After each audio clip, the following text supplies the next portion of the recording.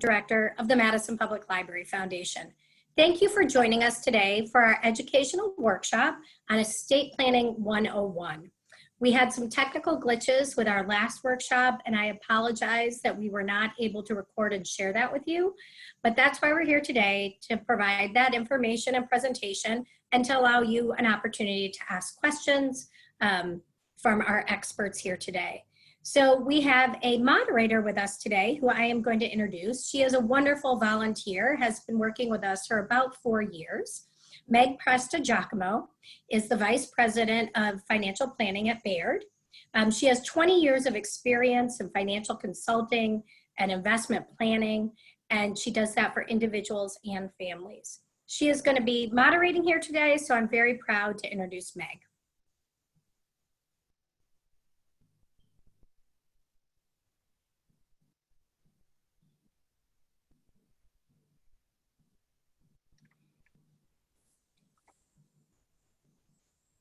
Hello, everyone. My name is Meg Presta-Giacomo, and I am a volunteer for the Donor Development Committee for the Madison Public Library Foundation. I'm very pleased today to be moderating the presentation today with Jennifer Hannon. She is an estate planning attorney with Godfrey Kahn. Jennifer Hannon is a member of the Estate Planning, Estate and Trust Administration Practice Group at Godfrey Kahn. Her practice focuses on estate planning, business succession planning, probate and trust administration, and fiduciary estate and gift taxation. Jennifer advises individuals, couples, fiduciaries, business owners on how to accomplish their objectives while minimizing their taxes. She also counsels private foundations and other charitable organizations on tax and governance issues. Jennifer is an adjunct professor at the University of Wisconsin Law School and speaks publicly on a variety of estate planning, business succession, and planning giving topics. Prior to her career in law, Jennifer was an enlisted member of the United States Army serving as combat medic. After Jennifer's presentation, we will be having a Q&A session where you'll have the opportunity to ask questions. Feel free during her presentations to type those questions in, and we will be addressing at the end of her presentation. With that, Jennifer Hannon.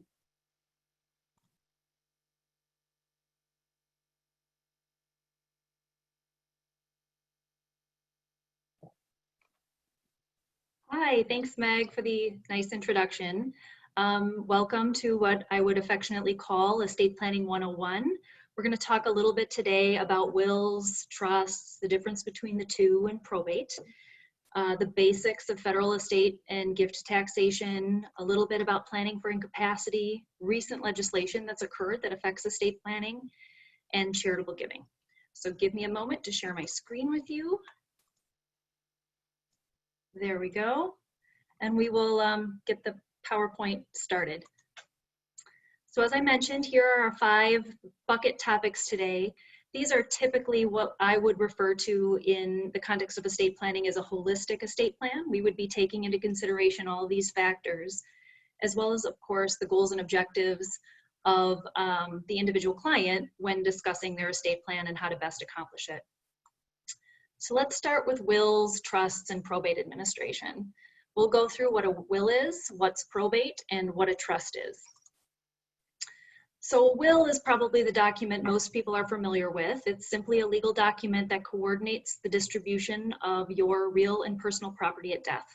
It states who your beneficiaries are and which individuals you appoint to act in the role of personal representative, which is Wisconsin's term for executors. There are several advantages to having a will. First is you get to state what you want to happen with your property on death. It can be to any person, charitable organization, etc., in whatever proportions you like. The will versus law that governs a default distribution for your property is something you would want if you have very specific wishes regarding the distribution of your assets following your death. As I mentioned earlier, you also have the ability to appoint your own personal representative instead of having a court or someone else choose who that fiduciary will be for you. That personal representative, which we will discuss a little bit more in detail when we go through the probate process, is in charge of running the probate, making sure that all the assets are distributed in accordance with the will and following all the court procedures and tax filing deadlines that are required of an executor or personal representative. The other thing you can only do in a will is select a guardian for minor or disabled children. In Wisconsin, you must have a will to state your wishes with respect to guardianship. You can't do that in a separate standalone document or in a trust agreement. Therefore, many of our clients, even when they have a trust agreement, will also have a will, possibly for this reason or possibly for something else, which we will also talk about a little bit more later. The other thing a will does in going through this process is allow for prompt disposition of creditors' claims. When you're administering a will, the state law requires a very tight time frame for creditors filing claims against your estate. And this may be something that is a known liability, such as a medical bill that you may have leading up to death. It might be a mortgage payment, etc. Creditors are only given 90 days in which to file a claim, and then the personal representative has 60 days to object to it if it's properly objectionable, or pay it.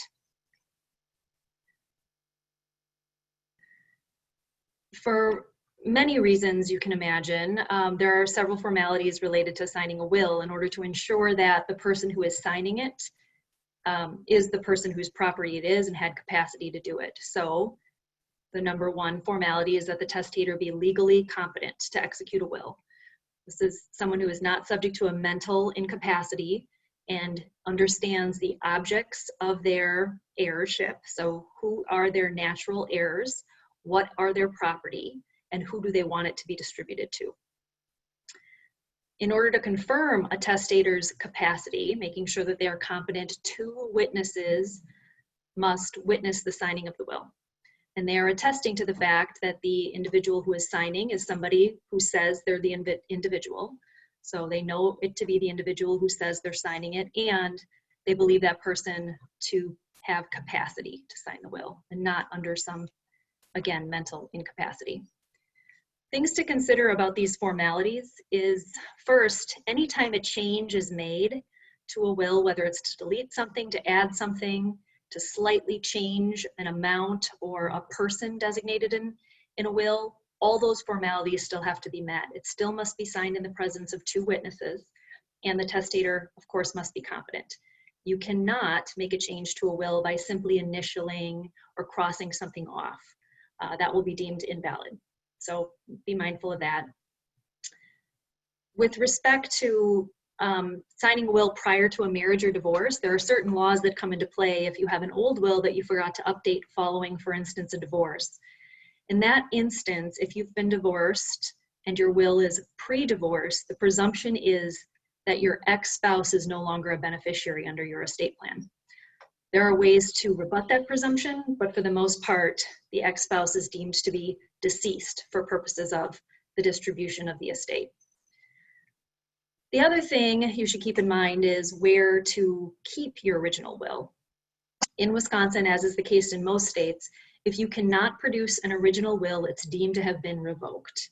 There are certain ways in which to overcome that presumption, but they can be somewhat difficult, and if the estate is in any way contested, it becomes more and more problematic and more cost prohibitive.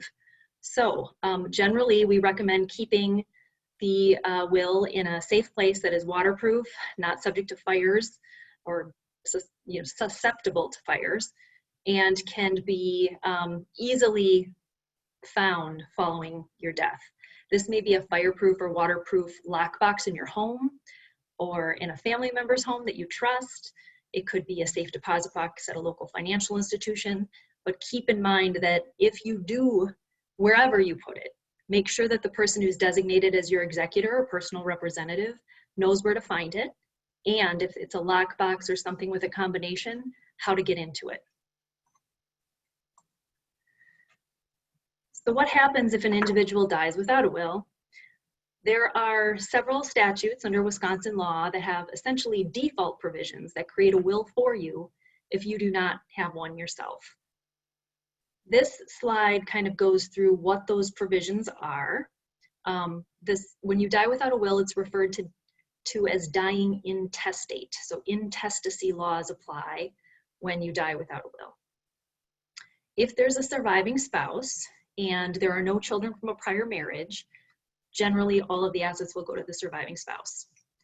If there are children from a prior marriage, 50% of the assets will go to the surviving spouse and 50% will go to the children of the prior marriage. If there's no surviving spouse, you go through the list under section 1B on this slide, which is first to your descendants or your issue, so children, and then grandchildren, great-grandchildren, etc., down the line. If you have no lineal descendants, you go back up the line to your parents. If your parents are not living, then it would drop down to their descendants, so their own children, your siblings, nieces and nephews, etc. And if there's nobody in that line, we go back up to grandparents and then down to aunts and uncles, cousins, etc. If there is nobody left in the entire family tree, the property is sheets to the state of Wisconsin and it's used for the Wisconsin's educational fund. I've never actually seen that happen. Typically we can find an heir, but it is especially important for people who don't have children to do a will and maybe don't have grandchildren, etc., because the way the law applies may not be exactly where you want your assets to go to. You may have friends, you may have charitable organizations that you want to include, but in any event, typically when we're talking about wills and estate planning, we're talking about planning for children and grandchildren, but it's, I would say, almost more important for those individuals who don't have children to make sure their estate plan is taken care of. So probate. Probate is one of those things in recent years that's gotten a bit of a bad name in that everybody wants to avoid probate. There's a lot of articles written about this. What probate is it's simply the court-supervised process of determining the validity of a will and then distributing the property subject to the terms of the will. As we talked about earlier a little bit, probate bars claims of unknown creditors. So you have that claims period for 90 days and then 60 days to respond. It determines exactly who the decedent's successors are. So who will be the beneficiaries of their estate. And it provides finality with respect to ownership interest in the decedent's property. Once all of the assets are distributed, you know that there are no longer any creditor claims, no longer any taxes or debts, etc., that are due on that property. The beneficiary is free and clear to do whatever they like with the property going forward. So when is an estate subject to probate in Wisconsin? Probate's only required in Wisconsin if the value of your assets exceeds in the aggregate $50,000. And when I say the value of your assets, I mean the value of your assets that would be subject to probate. So probate assets are assets titled in a deceased individual's sole name for which there is no beneficiary designation.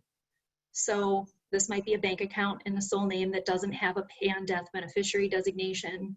It could be a car, could be a savings bond, it could be anything, as long as there is no jointly titled owner or there is no beneficiary designation. So you can see things like life insurance, retirement accounts, again, pay on death beneficiary accounts, jointly titled property, property held in a trust. All of those assets are outside of the probate system, assuming there are properly designated beneficiaries on those accounts that don't list the decedent's estate as the beneficiary. Typically with married couples, especially if they opt into the Wisconsin laws governing marital property, tend to title a lot of their assets as joint. Therefore, upon the first spouse's death, the surviving spouse becomes the sole title holder automatically. All that's typically required with your financial institution is to show a copy of the death certificate and then update the title on that account to remove the decedent's name. The same is true for real estate. If you hold jointly titled real estate with your spouse, upon death, there's a very simple form that's filed with the Register of Deeds in order to document that the death has occurred of one spouse, and then, of course, the solely remaining spouse becomes the owner of the property. So the probate process is fairly, I would say simple, specifically because it is so structured. There's a very clear procedure that needs to be handled, and the court supervises the entire process. Most people do need an attorney to help, maybe a little bit, but certainly it can be accomplished without an attorney. You may want the assistance of an attorney because it is not always intuitive if you don't do this every day. But depending on what county you're in, many of the probate court commissioners are very helpful. They have guides, written guides that individuals can use when they've been appointed personal representative to kind of assist you through this process. In general, these 7 steps set forth exactly what needs to be done. First, whoever is holding the original will must deliver it to the court within 30 days of knowing they're in possession of the original and knowing the person has died. And that will would be filed in the county in which the decedent was living at the time of their death. Following that, the personal representative would file a petition with the probate court requesting that the will be admitted to probate and that the heirs be determined and that they be appointed personal representative officially. That process requires, in addition to the petition, some additional paperwork that must be distributed to all of the beneficiaries of the estate and interested parties. And assuming the interested parties consent to the admission of the will and consent to the appointment of the personal representative, this process will be very smooth, and the letters documenting the personal representative's appointment will be issued by the court very quickly. If there's any dispute over whether that will was the original, whether the will is the most recent will, or whether or not that individual should be appointed as personal representative, this process becomes much more difficult. Those steps are not listed on here, but at that point you would likely need to engage an attorney to go through the process going forward. Once the personal representative is appointed, assuming there is no issues with either the will or the beneficiaries or the personal representative, the personal representative's first order of business is to start gathering the assets of the decedent and preparing an inventory. So that inventory would list every asset that's subject to probate and the value of that asset on the date of the decedent's death. So whether it's a bank account at a local institution, it's a stock, it's real estate, etc., all of those assets would be listed. Again, only the probate assets, so assets titled into the decedent's sole name for which there's no beneficiary designation. And that inventory, once completed, is filed with the court and also provided to all of the beneficiaries of the estate. There is a filing fee due with the inventory, so that's the court cost associated with going through a probate process, and that fee is 0.2% of the value of the assets subject to probate. So for every $1 million of assets subject to probate administration, there would be a $2,000 fee. So, payment of claims. Once the will is admitted to probate, you have gathered all of the assets of the decedent. You must then pay all the debts and expenses of the decedent, any claims that may have come in that are legitimate.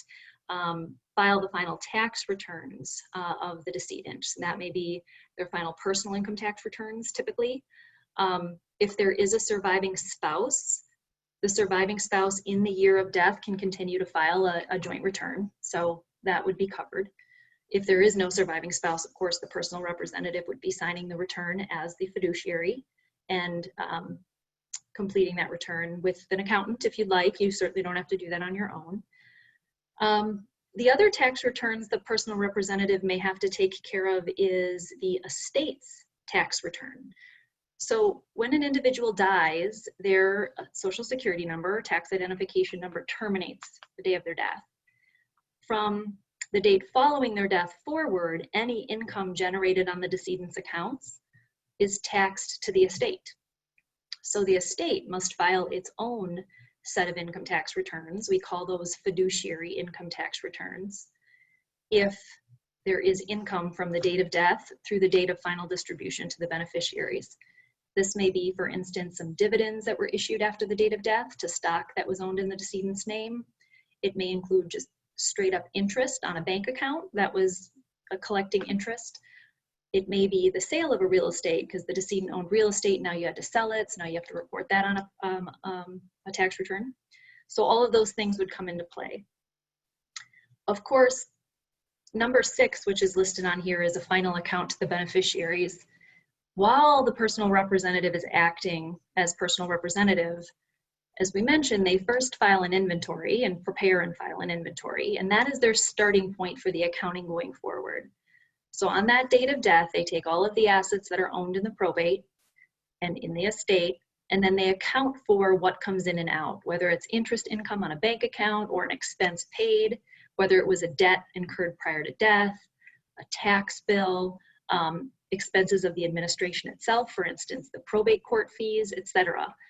The personal representative would essentially keep a checkbook register of all of those things that occurred. And there's two reasons for doing this. One is, of course, it assists the tax preparer with preparing any necessary fiduciary income tax returns for the estate. And the other is to make sure that you are accounting appropriately to the beneficiaries. So the beneficiaries are entitled to see everything the personal representative has done with respect to the assets from the date of death until the date of final distribution. They can then, this is essentially a check and balance to ensure that the fiduciary isn't acting inappropriately, and that final account showing all of those transactions from beginning to end is filed with the court and must be provided to the beneficiaries again. After all of those steps are taken care of, and of course all of the assets have been distributed to the beneficiaries, then the personal representative can be discharged by the court and their duties and responsibilities have been completed. One thing just to be aware of, when an individual is designated in a will as a personal representative, they are not officially appointed and have no authority to act until the court approves their appointment. That approval of their appointment, which is through the petition process in the probate court matter, is documented by what we call domiciliary letters. These letters are essentially the court order that you would provide to financial institutions, etc., anybody who needs to have documentation or proof that you are the person who's been appointed to act. Without those domiciliary letters, you're not going to get very far. We have some clients or individuals we've worked with who have, diligently gone into the bank after somebody's passed and showed a copy of the will and to point out that they're the executor, and the bank will politely say, well, you're not actually the executor or personal representative until after the court has appointed you. So in the will, it's considered a nomination of you in that personal representative role, but not until the court appoints you are you effectively appointed for legal purposes. So switching gears a little bit here on the trust side, what's a trust? Trust is a contractual arrangement between the person who establishes it. We sometimes call them the grantor of the trust, the person who grants the trust.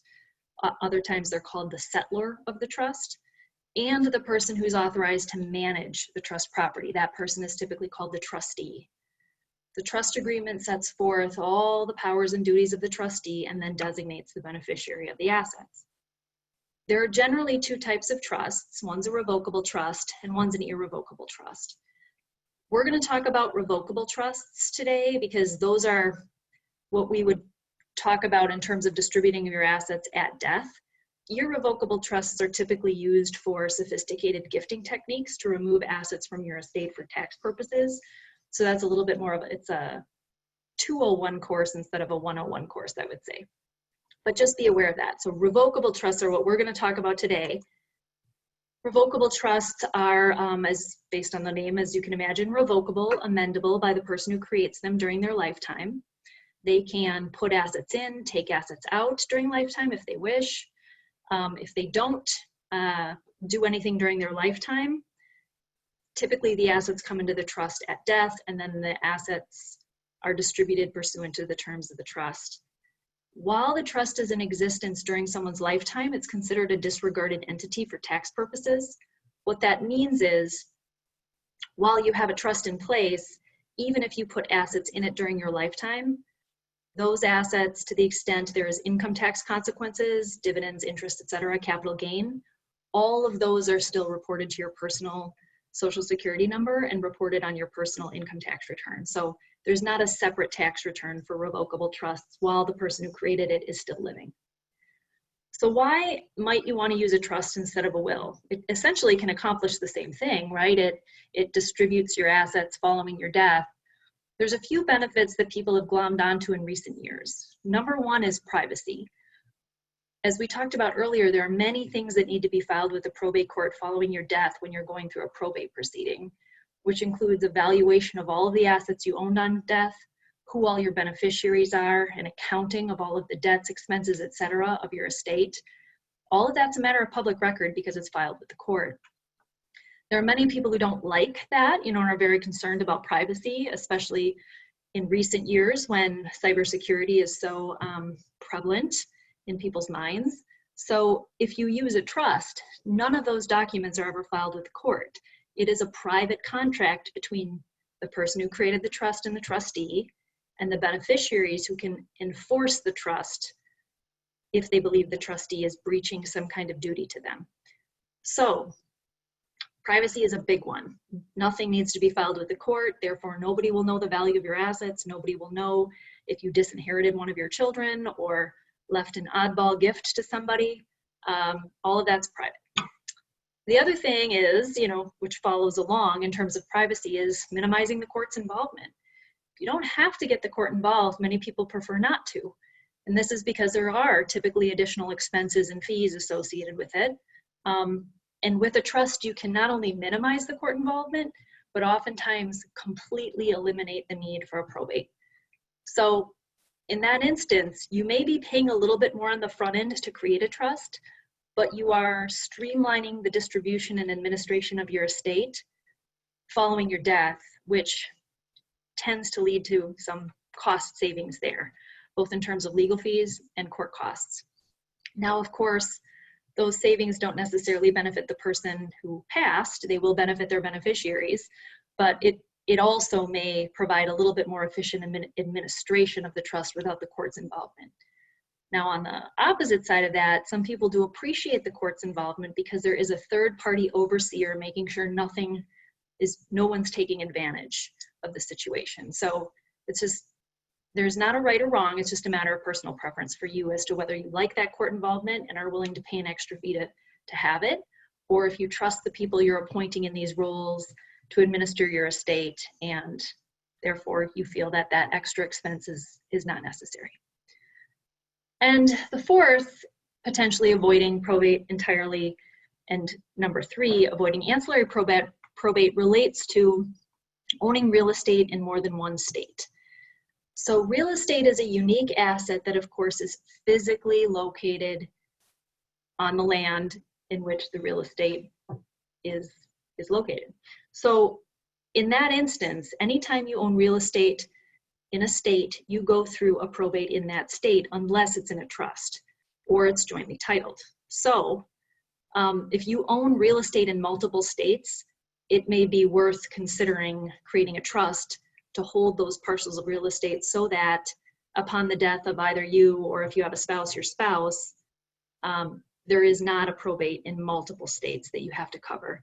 I would tell you some states are very easy, generally like Wisconsin, to go through a probate process and not terribly expensive, but there are other states in which it is very expensive and cumbersome. A couple that come to mind immediately are Florida, California, and New York.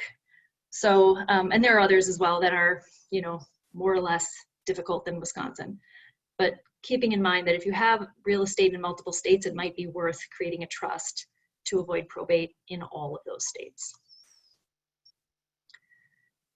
So having talked about wills and trusts and probate, and avoidance of probate, one topic I think we should just touch on a little bit is the basics of federal and estate and gift taxation. So a little question here, true or false, is an inheritance taxed as ordinary income to the recipient of that inheritance to the beneficiary? That's false. Many people think that when they receive an inheritance, it will be subject to some kind of tax. In fact, in Wisconsin, we don't have an estate tax at all. We don't have an inheritance tax. I believe we did have one in the 70s or 80s, but that's been long gone. Instead, if there is any estate tax due, it is paid by the estate first before the beneficiaries receive their shares of the estate, so that when the beneficiaries receive their assets, they can do whatever they like with them. It is not subject to tax. So when we talk about gift and estate tax, one way we use to define how these taxes work is we describe it as a transfer tax. So whenever you're transferring assets from one person to another, there may be a tax associated with it. Right now, any gifts you make during your lifetime to any number of individuals, if their gifts are less than $50,000 per donee or per giftee, are not subject to any kind of tax. You can do that to as many people as you like. In addition, you can make gifts to people that are unlimited for the purposes of educational expenses if those gifts are made directly to the educational institution. And for healthcare expenses, if those healthcare expenses are paid for the benefit of that beneficiary directly to the healthcare provider. Otherwise, other than those kind of three exclusions, anytime a gift is made that does not qualify for the annual gift tax exclusion, the medical exclusion, or the educational exclusion, you need to evaluate whether or not there's going to be a gift tax consequence. Right now, the estate tax and gift tax exemptions are extremely generous. As you can see on this slide, everybody has an $11,580,000 exemption for gift and estate tax purposes. The estate and gift tax is unified in the sense that if you do not make taxable gifts of more than $11,580,000 during your lifetime, you may make up to $11,580,000 of gifts at death. So for example, if during my lifetime I make $1 million of taxable gifts and then I later die, my exemption for estate tax purposes has been reduced by $1 million. So now it's $10,580,000 instead of $11,580,000. One additional exception to this is charitable gifts. So anytime you make a gift to charity, either during lifetime, you would receive a charitable deduction, and that's not subject to a transfer tax, or on death, if you make a charitable distribution, that too is not subject to estate tax. In addition, any assets that are distributed or gifted between spouses or upon death distributed to a spouse are exempt from estate tax as well. So right now we're in a very generous climate as it relates to taxes for estate and gift tax purposes. If you were ever to be over these thresholds we talked about, the 11.58 million, tax would be due at a rate of 40%. So it's not an insignificant tax if you have an estate that is very large. So for a married couple, for instance, you could transfer over $23 million with ever paying an estate or gift tax. Most people won't ever have to face that. Now, we don't know what's going to happen in the future. The estate tax has been a very political tax over the years. It's been used to leverage other parts of the tax code. We can only speculate. Right now, some of the experts are opining that if there is a change in the Senate and the White House in this coming election, we will likely see greatly reduced exemption amounts going forward. By greatly reduced, the number that's kind of been floated around is anywhere to between 3.5 million and $5 million of an exemption. So going down from 11.58 to 3.5 million is pretty significant. So if, let's say, it goes down to 3.5 million, married couples could transfer up to 7 million free of estate or gift tax. Now again, still very generous, but much different than 23 million that we're dealing with today. Wisconsin does not have an estate tax or a gift tax. That was repealed effective January 1 of 2008, so we don't have to worry about Wisconsin planning when we're talking about the tax. We're just talking about the federal estate tax. That is not the same in other states. Many other states do have their own estate tax, and their exemption amounts differ from the federal exemption.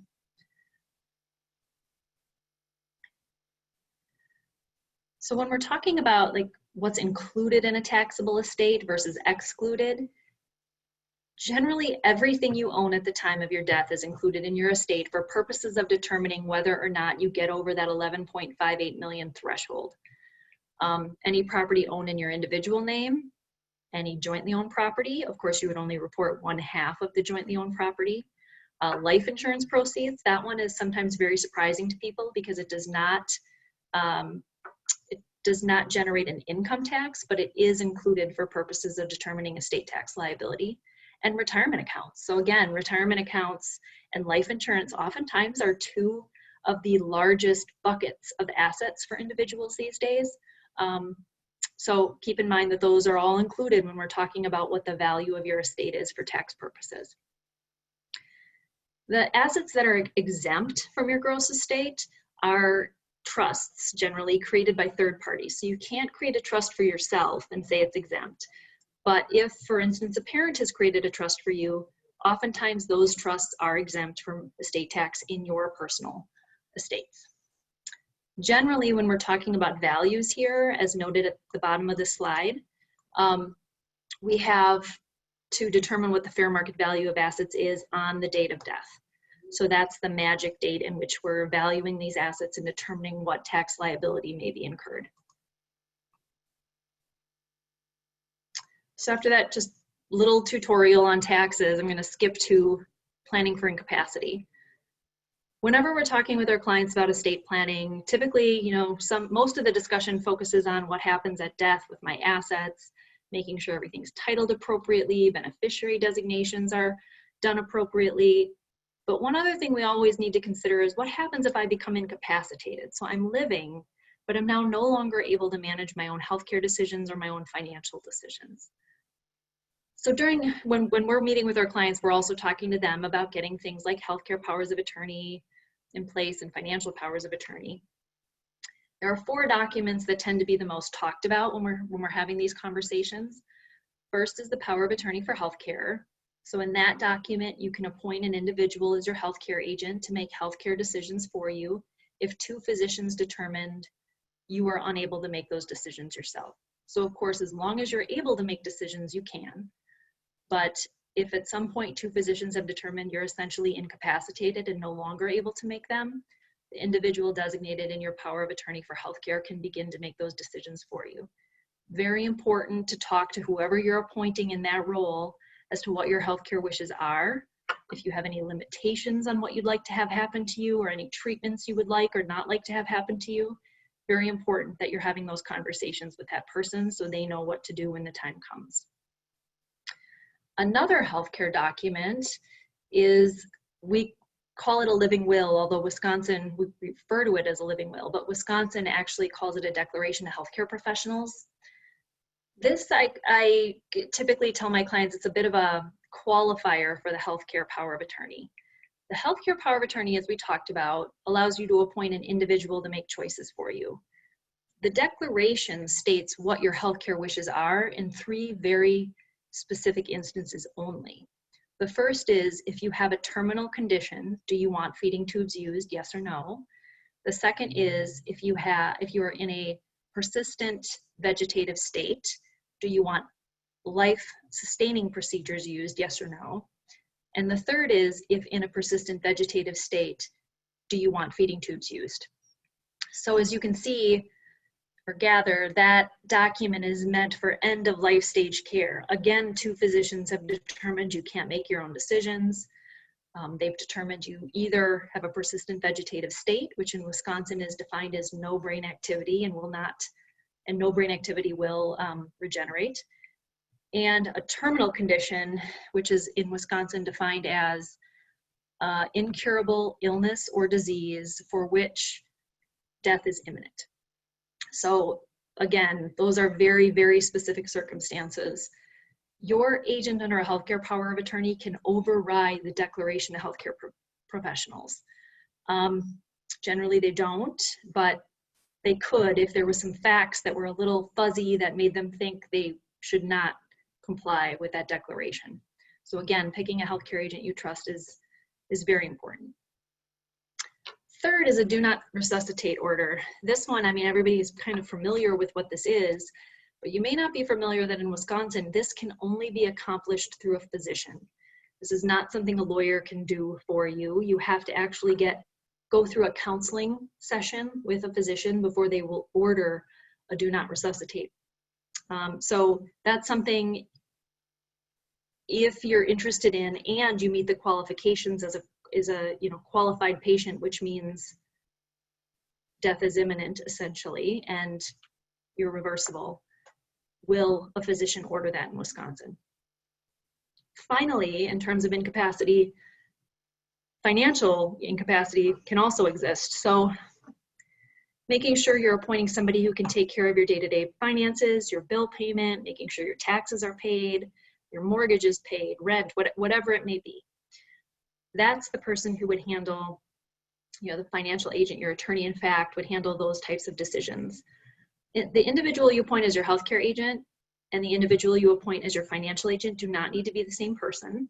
It can be a different person. You should, again, choose the person you think would do the best job based on their skill set, the time they have available to them, etc.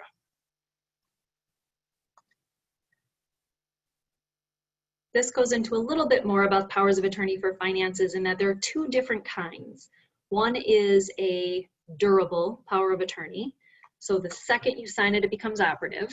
An individual does not have to wait for you to be incapacitated to use it. The other is called a springing power of attorney. That one doesn't, quote, spring into action until somebody has determined that you are now incapacitated. There are pros and cons to both.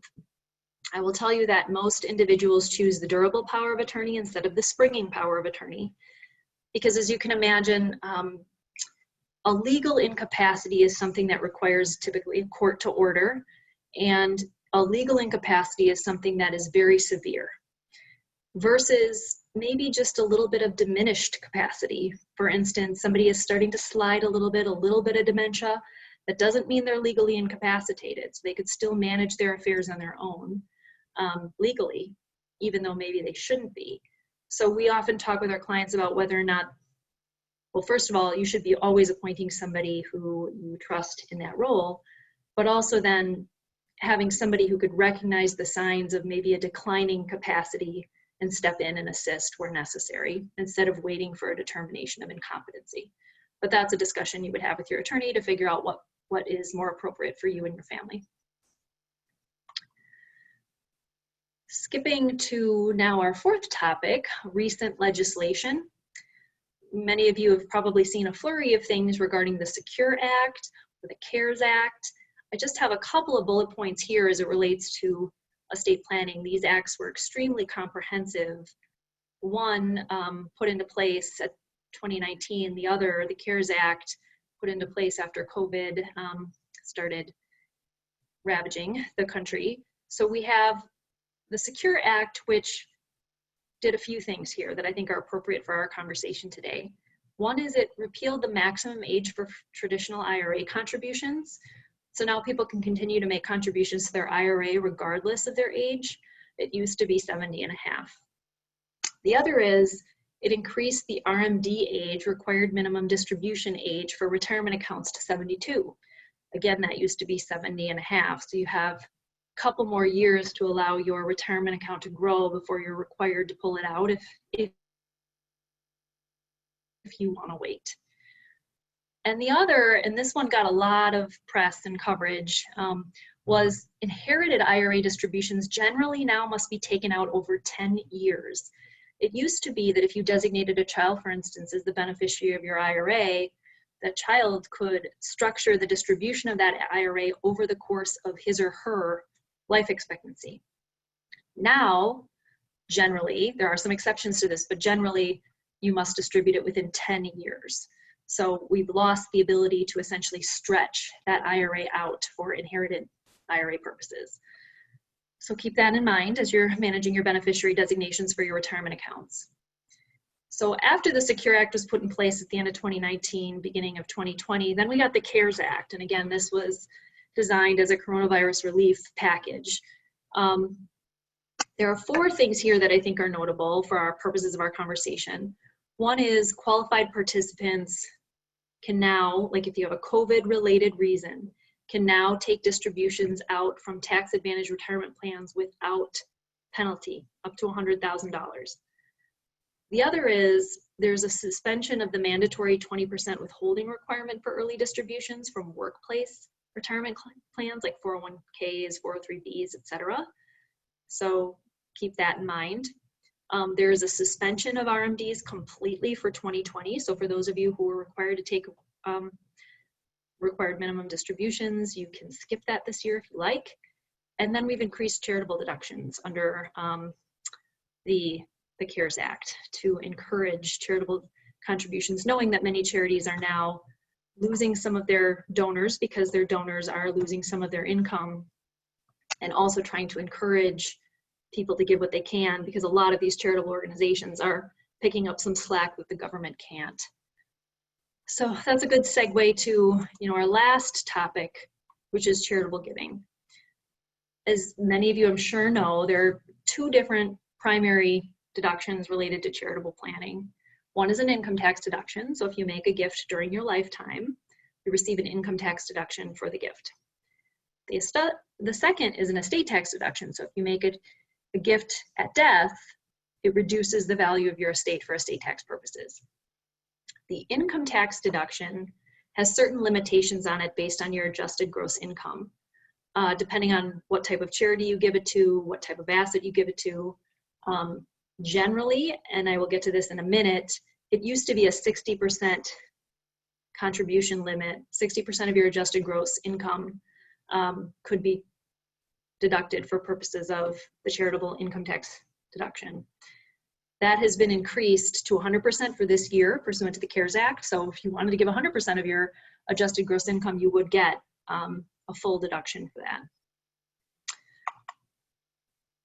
For estate tax purposes, the deduction has always been unlimited.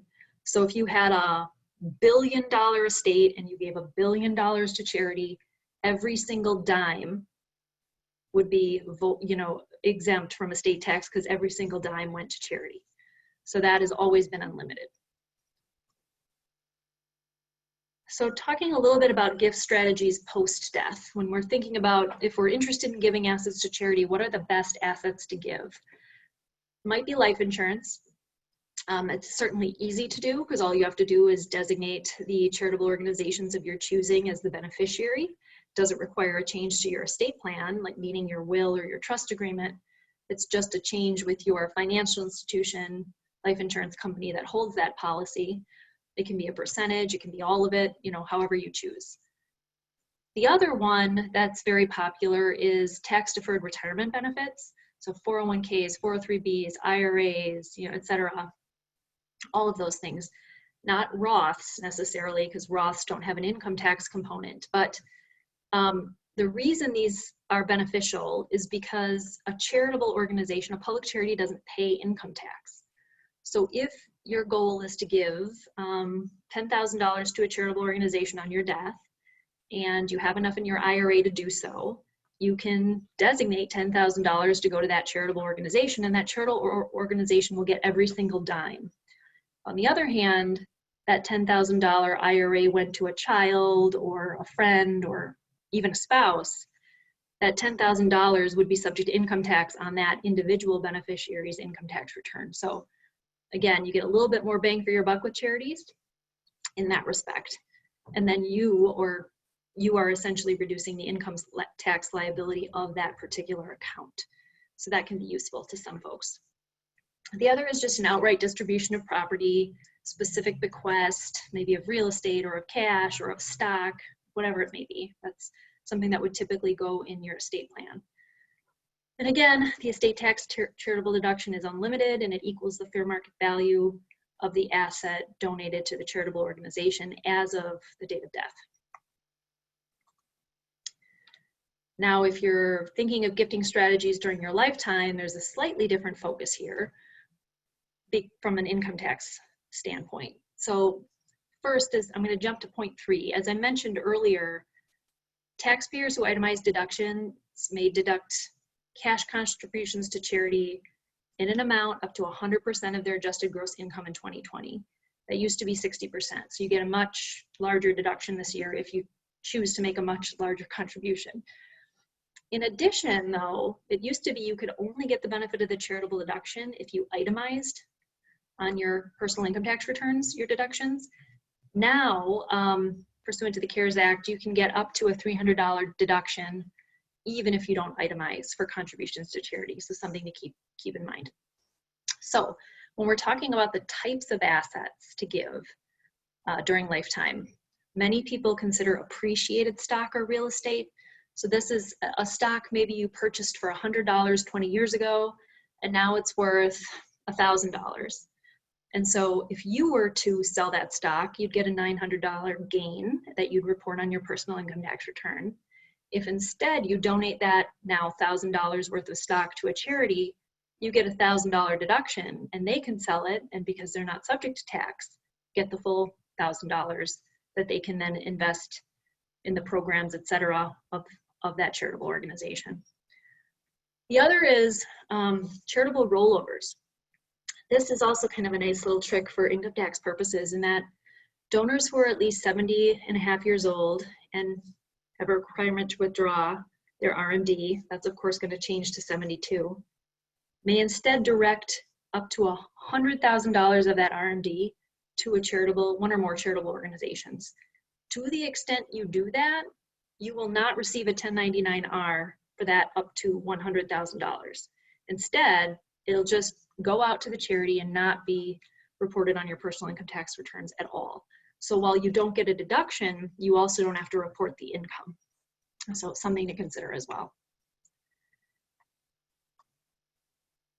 So I know we went through that pretty quickly. I'm looking forward to hearing some of your questions, and thank you very much.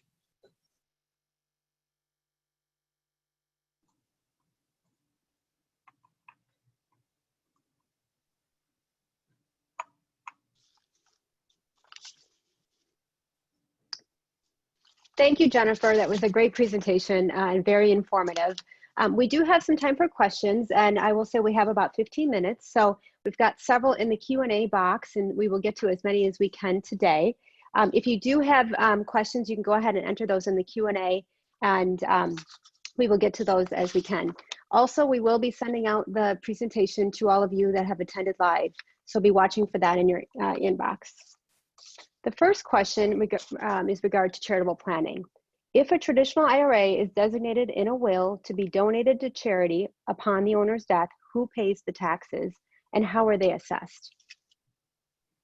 Well, we just discussed this a little bit in the last slide there, which is, well, first of all, I want to clarify that you would have a beneficiary designation for your IRA or 401k, whatever it may be.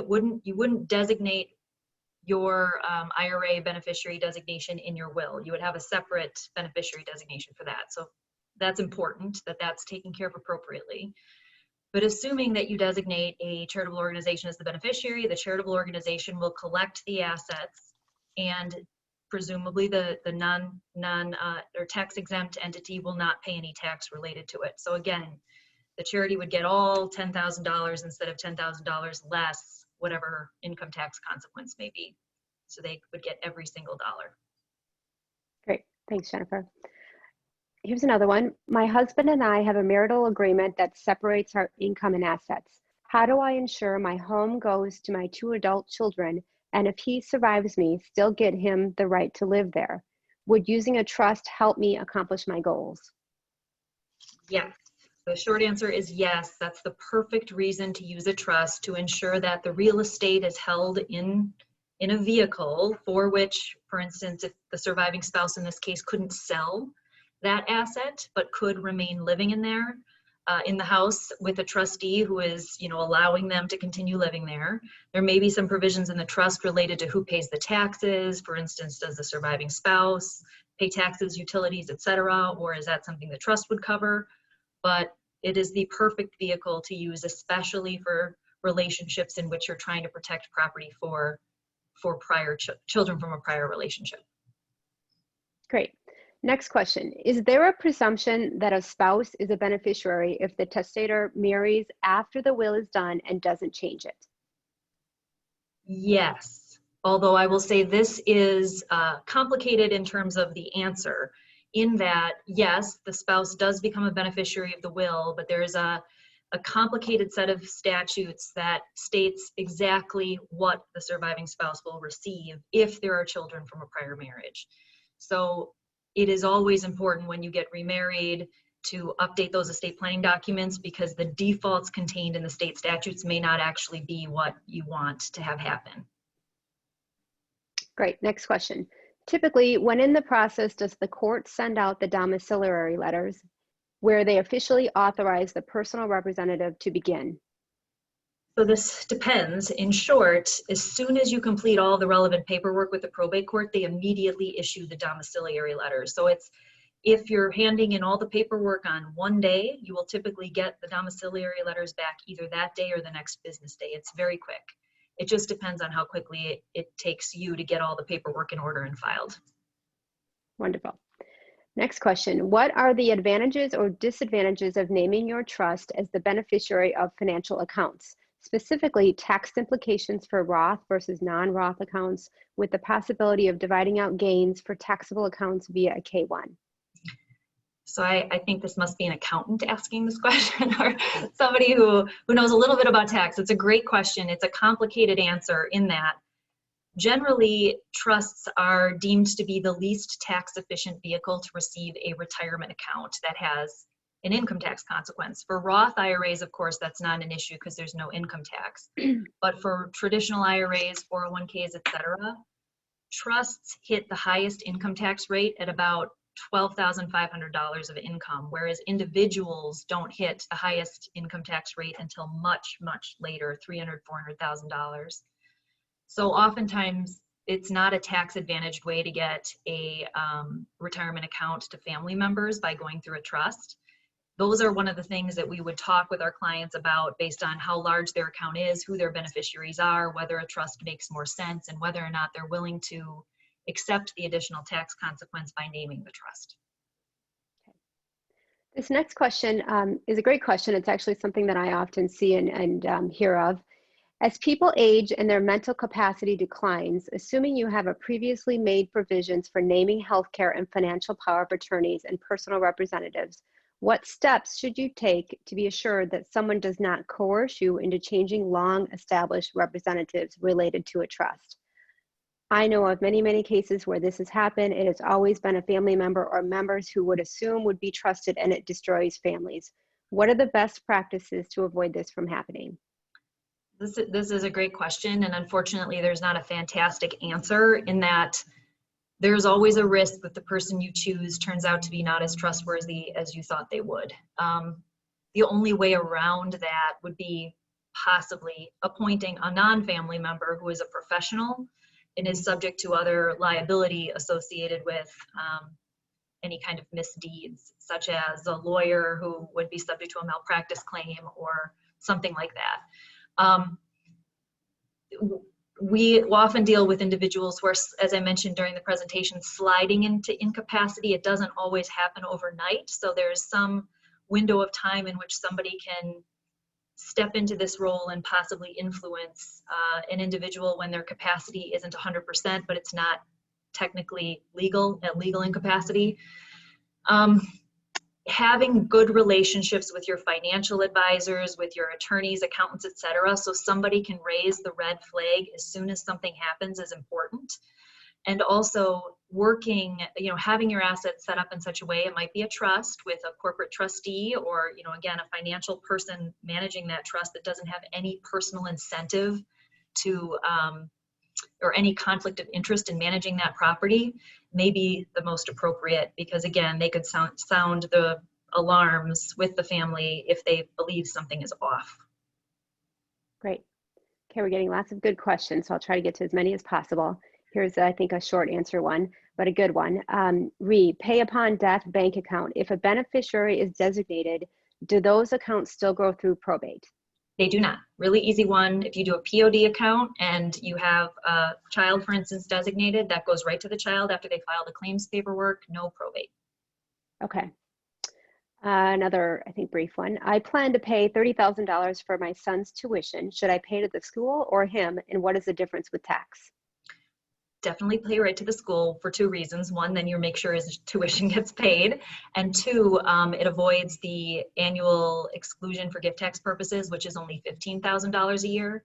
So in theory, if you gave a $30,000 gift in any 1 year to your son, which it would be deemed if you made the check directly to him, that would be a $15,000 taxable gift, versus making the payment directly to the school would be no gift tax consequence at all. Great.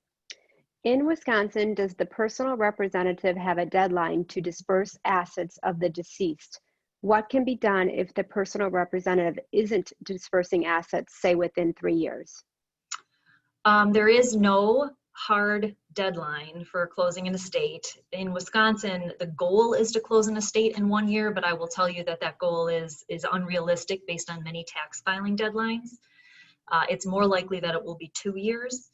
If it starts getting longer and longer, the question is why? Is there a piece of property that can't be sold? Is there litigation going on related to the estate, etc.? If you believe that the personal representative is acting inappropriately, your remedy is to essentially go to court and suggest that the personal representative has breached some duty to wrap up the trust assets and complete the estate in a timely manner. But other than that, you'd have to go through the court to force it. There's no mandatory distribution from an estate. Okay. Does a trust have an equivalent to a personal representative? Yes, the trust's equivalent of a personal representative is the trustee. So that's the person who manages the property, distributes the property, pays the taxes, etc. Okay. We've got about 4 more minutes for questions, so I'll get to a few more.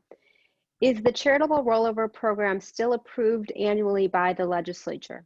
It is not. That was made permanent. I believe it was 2 years ago that was made permanent. So it's not that we have to wait every single year for the legislature to approve it now. Great. I am single and childless. Can I make my attorney my executor? You can if your attorney agrees. Not all attorneys will act in that role, but as long as they're willing, yes, you can. Okay, getting through these fast. If a person is 71, not 72 in 2020, can she still make rollover charitable distributions from retirement accounts? Yes. Okay. All right, my children do not live in Wisconsin, so I have my attorney did the will. When time comes, they just need to contact the attorney to figure out all the process. Is that a good approach? Yes, as long as you trust your attorney to handle the estate, and it's oftentimes that's much less burdensome on your children because you have a person who's working on it, knows exactly what they're doing, will get it done efficiently, and then they can just kind of sit back and wait for their check, if you will, instead of getting all bogged down in the administration. All right. Please tell me your take on applications such as Willmaker to write your own will rather than have an attorney write the will. So of course I'm biased on this. I think an attorney does add value when drafting wills and estate planning documents. The main value they add is just in the explanation and understanding and talking through what your goals are. Oftentimes when we meet with clients, they will have a very specific idea of what they want to accomplish in their head, but they don't know exactly the best way to get to the result, which might be a tax issue or some administrative issue. My concern, if you're going to do something very basic, it might be fine. But if you have any kind of layers of complication in your family, in your assets, and whatever, the relationships of your family, I think it is best to meet with somebody. A couple of cautionary tales typically relate to individuals creating these types of documents, but not understanding the options they're picking when you're going through the menu of things, and creating a document that actually wasn't what was intended. And then of course they pass away, we see the document, and now the family's fighting because they're certain mom or dad didn't mean that, they just didn't understand. So it can sometimes cause more problems than it's worth. But of course, if you're welcome to try them and see what you think, but I do think that there is some value add if you're working with an estate planning attorney. And Meg, you can comment on that too, based on you working with us versus seeing individuals who prepare their own documents. I want to get to this last question Sure. because we're just got a couple minutes left here. I am court-appointed conservator for my elderly mother who lives in assisted living now for greater than 1 year. Under what conditions am I able to sell her house, which she owns outright? She will not be returning there. So if this is in Wisconsin, generally a conservator has broad discretion to manage the assets of the ward, which here would be the mother, which would include selling the house. But you do need to check the letters of conservation to see exactly what powers were given and whether or not any such powers were prohibited. If you have broad powers listed in that document, then yes, you can sell the home. If there's some qualification, you may need to get a court order first. All right. I think we got to all the questions. So thank you, Jennifer. That was a great presentation, and thank you for answering all of those questions. Yeah, thank I you. want to say thank you to all of you for attending today's presentation. We will be doing more of these events going forward. In fact, our next one is going to be Tuesday, October 8th at noon, and we're going to be focusing on women and wealth. So we hope you can join us. We will be sending out an email invite soon, so please be watching for that. And we'll also send you out the slides. So thank you very much for attending today's presentation. Thank you.